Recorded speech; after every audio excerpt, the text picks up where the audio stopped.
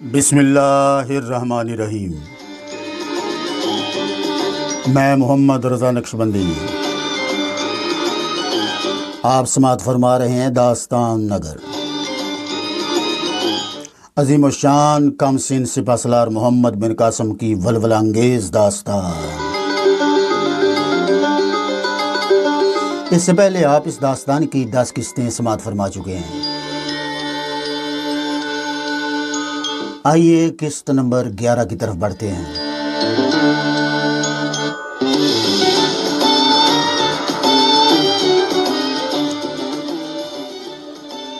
अभी ये सुनकर निहायत मशकूर हुआ और उसने कहा, मैंने ये भी सुना था कि मुसलमान निहायत नेक दिल होते हैं और आज मैंने देख भी लिया है। मैं आपका शुक्रिया अदा करता हूँ। मोहम्मद बिन कासिम ने पूछा, क्या और भी कुछ कहना चाहते हो? अभी आपकी खुश इखलाकी देखकर मेरा जी चाहता है कि मैं आपको वो तरीका बता दूं जिससे आप देबुल का कला जल्द अज जल्द फतह कर लेंगे। मोहम्मद बिन कासिम ने पूछा, आपकी बड़ी मेहरबानी होगी, हम इस सिला में आपकी खिदमत करने के लिए भी तैयार हैं। अभी ने जवाब दिया, इसकी ज़रूरत नहीं है, आपने मुझे और मेरे बच्चों को अमान दी है, मेरे लिए महज इतना ही काफ़ी है। इस पर मोहम्मद बिन कासिम कहने लगा, अच्छा बताइए कला किस तरह से जल्द फतह होगा? अभी ने जवाब दिया, आपने वो झंडा देखा है जो कि मंदिर के ऊपर लहरा रहा है और जिसके 4 फुरेरे सारे कले पर उड़ते रहते हैं। मोहम्मद बिन कासिम ने जवाब दिया, हाँ देखा है। अभी कहने लगा कि देबुल के हिंदुओं का इत्तेकाद है कि जब तक वो झंडा बाकी और सालम रहेगा उस वक़्त तक कोई भी देबुल को फतह न कर सकेगा। अगर आप किसी ज़रिया से इस झंडे को गिरा दें तो उसी वक्त देबुल वाले अपनी शिकस्त मान लेंगे और कला आपके सुपुर्द कर देंगे। इस पर मोहम्मद बिन कासिम ने बड़े वसूख से जवाब दिया, इंशाअल्लाह मैं कल ही झंडे को उड़ा दूंगा। तो अभी कहने लगा, बस तो फिर समझिए कि कल ही फतह व नुसरत आपके कदम चूमेगी। मोहम्मद बिन कासिम ने कहा, मैं आपका फिर से शुक्रिया अदा करता हूँ, क्या मेहरबानी करके आप मुझे एक बात बताएंगे? अभी कहने लगा, क्या? मोहम्मद बिन कासिम ने कहा, क्या आपको मालूम है कि मुसलमानों ने इस मुल्क पर लश्कर कशी क्यों किया? अभी ने जवाब दिया कि मैंने सुना है कि राजा दाहर के सिपाहियों ने चंद मुसलमानों को गिरफ्तार कर दिया है और उनको आज़ाद करवाने के लिए आप हमला आवर हुए हैं। मोहम्मद बिन कासिम ने कहा, आपने बिल्कुल ठीक सुना है, ये लश्कर उनको ही रिहाई दिलवाने के लिए आया हुआ है। अभी कहने लगे, इससे मालूम होता है कि मुसलमानों में आपस में बहुत ज़्यादा उल्फत व मोहब्बत है। मोहम्मद बिन कासिम ने कहा, हर मुसलमान तो सिर्फ मुसलमान का भाई है और एक भाई ये कैसे बर्दाश्त कर सकता है कि उसका दूसरा भाई किसी भी मुसीबत में गिरफ्तार हो? अभी कहने लगा, बेशक भाई कभी अपने भाई की मुसीबत को नहीं देख सकता। इस पर मोहम्मद बिन कासिम ने पूछा कि मैंने सुना है कि मुसलमान भी इसी किला में रहते हैं। अभी बोला, आपने ठीक सुना है कि मुसलमान मंदिर के करीब एक गुंबद है, उसके तहखाने में कैद किए गए हैं और मैं ही उनका मुहाफिज व खबरगीर हूँ। इनके ही कहने से मुझे हौसला हुआ है कि मैं अमान मांगने के लिए जनाब के पास चला आया। मोहम्मद बिन कासिम कहने लगा, वो सब तो अच्छी तरह से है ना, उन्हें कोई तकलीफ़ तो नहीं? अभी ने जवाब दिया, हाँ जी अच्छी तरह से हैं। मोहम्मद बिन कासिम ने कहा, उनसे कह दीजिएगा कि हम उन्हें छुड़ाने के लिए आ चुके हैं। अभी ने जवाब दिया, उन्हें ये खुद भी मालूम है कि आप तशरीफ़ ला चुके हैं। इस पर मोहम्मद बिन कासिम ने कहा कि बस तो आप उनसे हमारा सलाम कह दीजिए। अभी ने जवाब दिया, जी बहुत बेहतर, अच्छा आप मुझे अब इजाज़त दे दीजिए।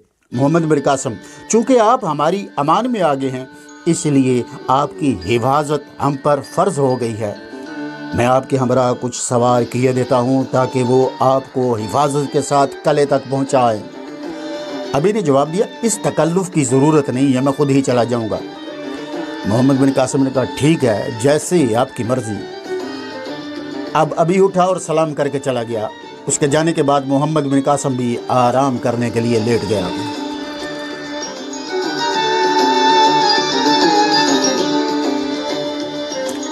ادھر راجہ داہر اور رانی لادی جس وقت طاہرہ کے کمرے میں سے چلے گئے تو اس نے فوراً ہی تمام زیورات، شلوکا اور ساڑی وغیرہ اتار کر رکھ دیے اور اپنا پہلے والا میلا لباس پہن لیا۔ طاہرہ کو عزیزوں کے جدا ہونے کا افسوس تھا۔ اسے یہ معلوم نہ تھا کہ جو لوگ دیوبل رہ گئے تھے ان کا کیا حشر ہوا۔ جب راجہ داہر اسے زبردستی اپنے رتھ میں ڈال کر دیوبل سے لایا تھا، اس وقت محمد اسلم فرط رنج و قلق سے بے ہوش ہو گیا تھا۔ اسے محمد اسلم سے محبت تھی، پھر اس کا حال معلوم نہ ہوا تھا، اس وجہ سے وہ اور بھی غمزدہ رہتی تھی۔ یہاں ابھی تک اسے کوئی تکلیف نہیں پہنچی تھی، نہایت اطمینان سے آرام سے رہ رہی تھی۔ جو آسائش کا سامان رانیوں کے لیے تھا وہی اس کے لیے بھی تھا، مگر وہ مسلمان دوشیزہ تھی۔ اس نے ان لوگوں میں پرورش پائی تھی جو نہایت سادہ طریقے پر رہتے تھے، معمولی کپڑے پہنتے تھے اور بہت کم زیورات استعمال کرتے تھے۔ طاہرہ کو شروع ہی سے نہ کپڑوں کا شوق تھا نہ زیورات کا، وہ بچپن ہی سے ان چیزوں کی طرف راغب نہیں تھی۔ معمولی قسم کے کپڑے اور معمولی زیورات پہنتی تھی، اور چونکہ خدا نے اسے حسن کی دولت سے مالا مال کر رکھا تھا، اس وجہ سے ہر حال میں وہ حسین و جمیل محسوس ہوتی تھی۔ جو عورتیں یا لڑکیاں اچھے کپڑے، اچھے زیورات اور اچھے کھانوں کی خواہشمند ہوتی ہیں، ان کو اطمینان قلب نصیب نہیں ہوتا۔ ان کی نیتیں بھٹکتی رہتی ہیں، اور بدنیتی کی وجہ سے ان کے ایمان میں بھی خلل آ جاتا ہے۔ عورتوں کا بہترین زیور ان کی عفت و طہارت، نیکی، پرہیزگاری اور عبادت گزاری ہے۔ نبی پاک صاحب الاولاد صلی اللہ علیہ وآلہ وسلم کی پیاری ازواج مطہرات جو امہات المومنین یعنی تمام مسلمانوں کی مائیں، اور جن کے لیے اعلیٰ قسم کے زیورات اور اعلیٰ قسم کے کپڑے تیار ہو سکتے تھے، انہوں نے کبھی اچھے کپڑے اور اچھے زیورات نہیں پہنے۔ حضور اکرم صلی اللہ علیہ وآلہ وسلم کی صاحبزادی خاتون جنت حضرت فاطمہ الزہرا سلام اللہ علیہا، آپ نے جن کے لیے آپ صلی اللہ علیہ وآلہ وسلم کے ایک ادنی اشارے پر سب کچھ مہیا ہو سکتا تھا، کبھی اچھے کپڑے، اچھے زیورات، اچھا کھانا کھانے کی خواہش تک نہ کی۔ نیز اور بھی جس قدر نیک بیبیاں گزری ہیں وہ سب معمولی کپڑے اور معمولی زیورات پہنتی تھیں۔ اصل عورت کا زیور ہی اس کی عصمت ہے، طہارت ہے۔ جب اتنی نامور خواتین نہایت سادہ طریقے سے رہتی تھی تو کون مسلم خاتون اور لڑکی ہے جو سادہ رہنا پسند نہ کرے گی اور جو تکلفات کو پسند کرے؟ ضرور اس کے ایمان میں کہیں نہ کہیں کوئی نہ کوئی کمی رہ گئی ہے۔ مسلمان عورت ہو یا مرد، لڑکا ہو یا لڑکی، سچا مسلمان وہی ہے جو اپنے بزرگوں کے نقش قدم پر چلتا ہے۔ طاہرہ نے لادی کے جانے کے بعد 2 ہی روز بعد اپنے کپڑے تیار کر لیے اور تیسرے روز کپڑے بدل کر ایک اور جوڑا اپنے لیے تیار کرنے لگی۔ ہم پہلے بتا چکے ہیں کہ طاہرہ ریشمی کپڑے کو پسند نہیں کرتی تھی، لیکن وہاں اسے ریشمی کپڑے ہی ملے اور اسے مجبوراً انہی کی پوشاک سی پہننا پڑی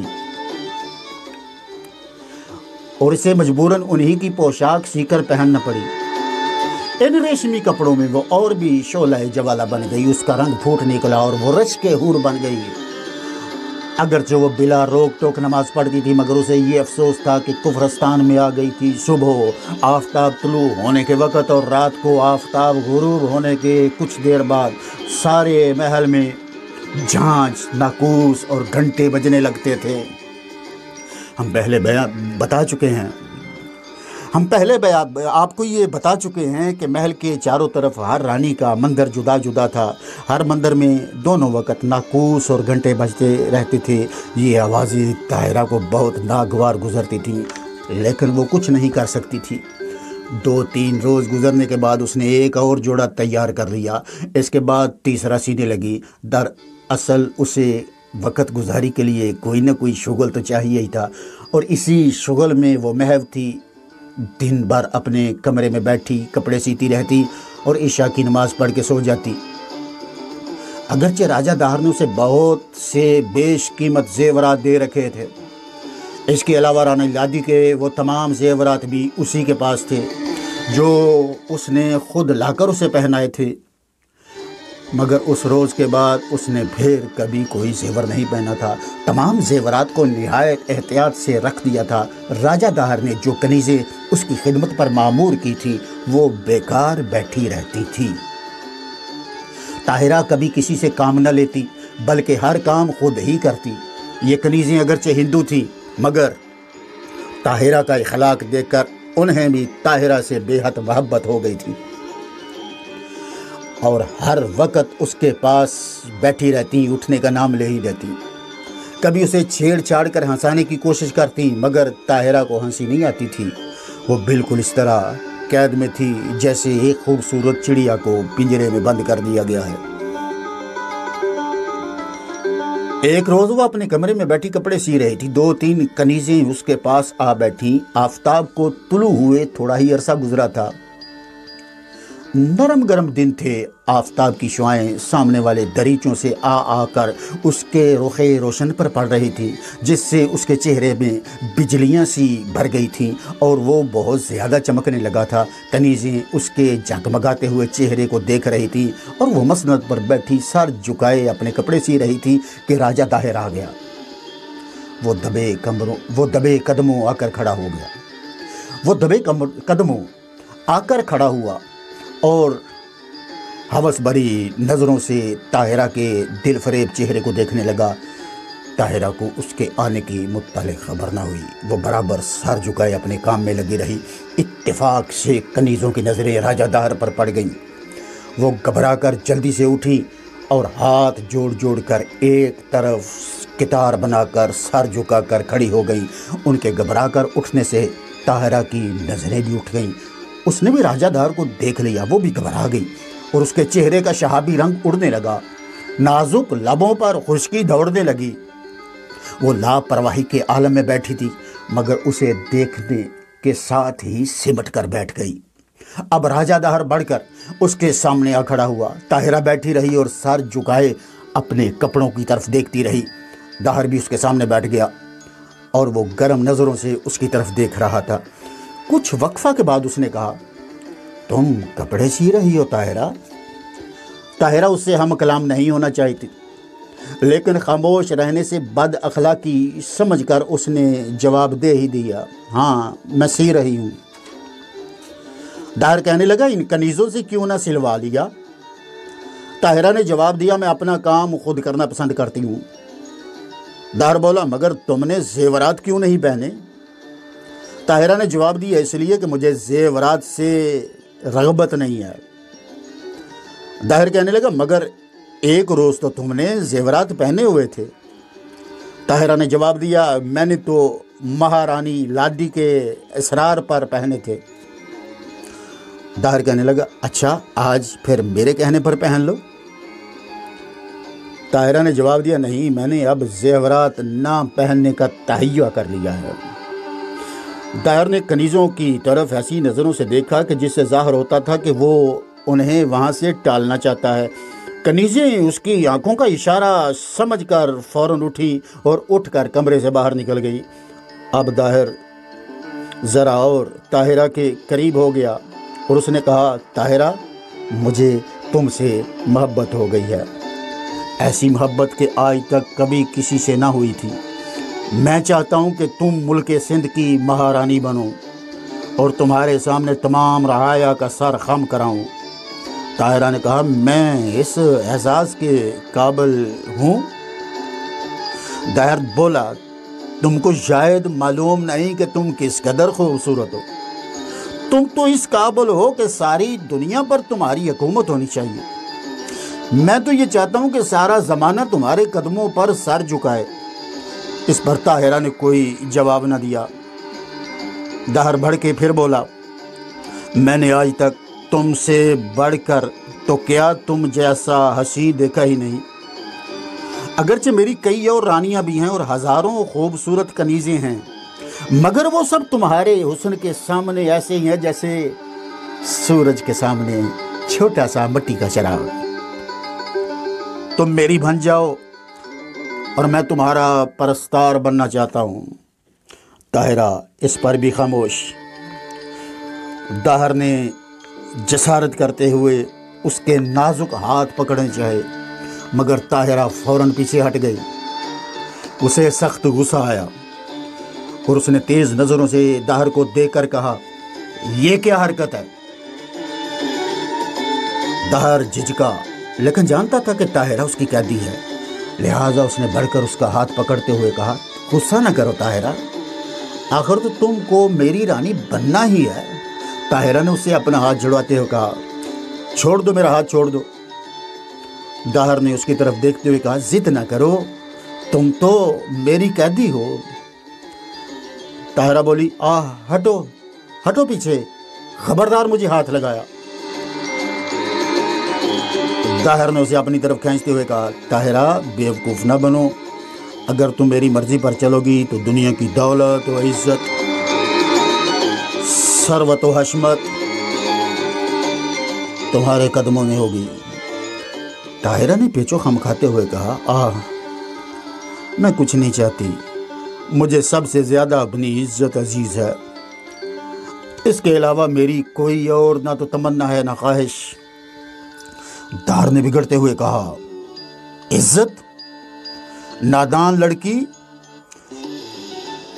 असमत के रहते हुए इज्जत और दौलत नहीं मिल सकती? ताहिरा बोली, और मुझे इन चीज़ों की ज़रूरत नहीं है। दाहर ने कहा कि देखो, अगर तुम बखुशी रजामंद ना हुई तो फिर तुम्हारे साथ जबर किया जाएगा। ताहिरा उठ खड़ी हुई, उसने जोशो गजब से कहा, जबर? जबर? तुम जबर करके मेरी जान ले सकते हो, लेकिन मेरी इज्जत को हासिल नहीं कर सकते। मेरी आबरू एक अमानत है। इस पर दाहर भी गुस्से से खड़ा हो गया और उसने कहा, मगर तेरी असमत इसी वक्त ताराज की जाएगी। ये कहते ही उसने ताहिरा को पकड़कर अपने काबू में करते हुए एक हाथ से उसका मुंह ऊपर उठाया। ताहिरा ये समझ कर के उसका मुंह चूमना चाहता है, तड़प गई। उसने पूरी कुव्वत सरफ करके जोर लगाया, लेकिन वो नाजुक अंदाम थी और राजा दाहर की गिरफ्त से आज़ाद न हो सकी। राजा अपना मुंह उसके चेहरे की तरफ बढ़ाता जा रहा था। उस पर शैतान सवार हो गया था और वो ख्वाहिशात से मगलूब व मजबूर हो रहा था। अब ताहिरा ने बसद मुश्किल अपने हाथ छुड़ा लिए और उसने अपने सीने के पास हाथ ले जाकर खंजर खींचा। जो ही दाहर की नज़र खंजर पर पड़ी, घबरा गया और उसने जल्दी से उसे छोड़ दिया। ताहिरा एक तरफ दीवार से लगकर खड़ी हो गई। चूँकि उसने अपनी रहाई के लिए जिद्दोजहद की थी, इसलिए उसका सांस फूल रहा था, चेहरा सुर्ख था, नथने भड़क रहे थे। वो उस वक़्त और भी हसीन मालूम होने लगी थी। वो खंजर हाथ में लिए खड़ी थी। ताहिर उसे नहायत गज़बनाक नज़रों से देख रहा था। देख क्या रहा था? घूर रहा था। कुछ सोचकर उसने अपनी तलवार खींची और कहा, क्या तू चाहती है कि मैं तेरा खात्मा कर दूं?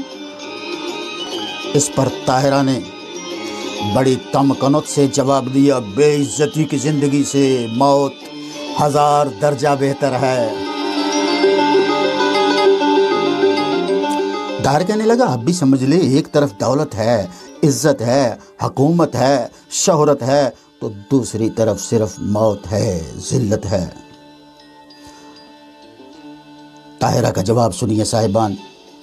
कहने लगी कि जिसको तुम जिल्लत कहते हो वो अस्मत माब के लिए इज्जत है, और जिसे तुम मौत कहते हो वो इज्जत की ज़िंदगी है। दाहर ने बिगड़ कर कहा, अच्छा तो गोया तुम मरना चाहती हो। मरना चाहती तो लो, तैयार हो जाओ। दाहर तलवार लेकर बढ़ा। उसका ख्याल था कि ताहिरा डर जाएगी, लेकिन वो अपनी जगह से हिली नहीं और खंजर हाथ में लिए बदस्तूर उसी तरह खड़ी रही। दाहर ने उसके करीब जाकर उस पर तलवार का हाथ मारा। ताहिरा जल्दी से उछलकर वहां से दूर जाकर खड़ी हुई। दाहर फिर उसकी तरफ लपका اور پھر اس نے حملہ کرنا چاہا۔ دفعتاً آواز آئی، ٹھہرو راجا۔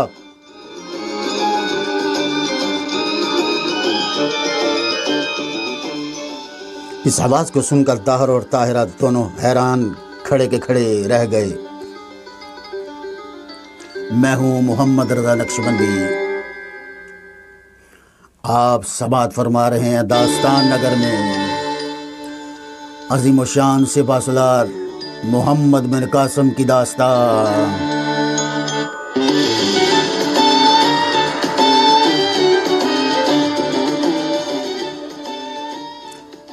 جب پنڈت ابھی محمد بن قاسم سے رخصت ہو کر چلا گیا تو وہ آرام کرنے لگا۔ تھوڑی دیر کے بعد عشاء کی نماز پڑھ کر آیا اور غلام کو بھیج کر جعوبہ کو بلایا۔ جعوبہ ایک نوجوان پرجوش مجاہد تھا۔ وہ عروسک نامی منجنیق چلایا کرتا تھا۔ یہ تو آپ جانتے ہیں، کہانی کی ابتدا میں ہم نے آپ کو بتا دیا ہے کہ منجنیق عروسک خلیفہ ولید کی تھی، جو کہ خاص طور پر سندھ کے علاقے میں اس مہم کے لیے بھیجی گئی تھی۔ جب جعوبہ آ گیا اور سلام کر کے بیٹھ گیا، تب محمد بن قاسم نے اسے دریافت کیا، کیا تم نے وہ جھنڈا دیکھا ہے جو دیبل کے منبر پر لہرا رہا ہے؟ جعوبہ نے جواب دیا، جی ہاں جناب دیکھا ہے۔ آپ شاید اس جھنڈے کا ذکر کر رہے ہیں جو تمام قلعے پر لہراتا رہتا ہے۔ محمد بن قاسم بولا، ہاں میں اسی کا ذکر کر رہا ہوں۔ کیا یہ ممکن ہے کہ تم اس جھنڈے کو توڑ کر گرا دو؟ جعوبہ بولا، جناب ممکن ہے، لیکن یہ تو بتائیے کہ جھنڈا توڑنے سے کیا ہوگا؟ محمد بن قاسم کہنے لگا، یہ ہندو بڑے توہم پرست ہیں اور ان کا یہ خیال ہے کہ جب تک یہ جھنڈا قائم رہے گا اس وقت تک کوئی طاقت بھی قلعہ کو فتح نہیں کر سکتی۔ جعوبہ کہنے لگا، خوب، تو اطمینان رکھیے آپ، میں انشاءاللہ آپ کل کا سورج طلوع ہونے دیں، اللہ تعالیٰ کے فضل و کرم سے کل ہی اس جھنڈے کو گرا دیتا ہوں۔ اس پر ابن قاسم نے کہا، بس تو اسی لیے میں نے تم کو بلایا تھا، آج رات میں تم منجنیق کو دیکھ لو، اگر درستگی کی ضرورت ہو تو درست کر لو۔ جعوبہ کہنے لگا، میرے خیال میں منجنیق ٹھیک ہی ہے، لیکن پھر بھی آپ کے کہنے پر ایک نظر ضرور ڈال لیتا ہوں۔ محمد بن قاسم نے کہا کہ ہاں میرا بھی مقصد یہی ہے۔ جعوبہ عرض کرتا ہے، لیکن آپ جانتے ہیں کہ یہ منجنیق اتنی بڑی ہے کہ 500 آدمی اس کو آگے سے دھکیلتے ہیں اور 500 آدمی ہی اس کی زنجیریں کھینچ کر اسے چلاتے ہیں۔ محمد بن قاسم کہنے لگا، میں خوب جانتا ہوں، تم کو 1000 سوار دیے جائیں گے۔ جعوبہ کہنے لگا، بہتر ہے جناب، اب اجازت چاہتا ہوں۔ ہاں ٹھیک ہے، اجازت ہے، جاؤ۔ جعوبہ سلام کر کے چلا گیا۔ محمد بن قاسم کھانا کھا کر سو رہا۔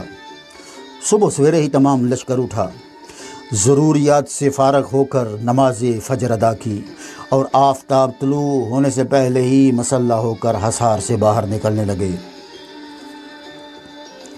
آج محمد بن قاسم نے اعلان کر دیا تھا کہ ہر مجاہد پورے ساز و سامان سے اور تمام کمال و جوش و خروش سے نکلے۔ ساز و سامان میں سیڑھیاں، فصیل توڑنے کے اوزار، کمندیں، غرض کے تمام ضروری سامان لے لیا گیا تھا۔